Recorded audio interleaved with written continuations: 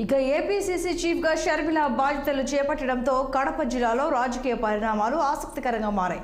YS Rajasekhara Reddy కూతురు CM Jagan సోదరి కావడమే దీనికి కారణం. ఇంతకాలం వైఎస్ అభిమానులంతా ఆయన వారసుడిగా జగన్ వెంట నిలిచారు. ఇప్పుడు షర్మిల మరో పార్టీలోకి వెళ్లడంతో వారు ఏం చేస్తారన్న ప్రశ్న వస్తోంది. కొందరైనా షర్మిల వెంట వస్తారన్న ఆశ కాంగ్రెస్లో ఉంది. అలాగే షర్మిల ఎక్కడి నుంచి పోటీ చేస్తారన్నది కూడా ఆసక్తికరంగా మారింది. పులివెందుల అసెంబ్లీ నుంచి బరిలోకి దిగి జగన్కు సవాల్ విసురుతారా, లేక కడప లోక్సభ స్థానం నుంచి పోటీ చేస్తారా అన్న దానిపై చర్చ జరుగుతోంది. మరోవైపు షర్మిల రాష్ట్ర వ్యాప్తంగా పర్యటనలు చేస్తున్నారు.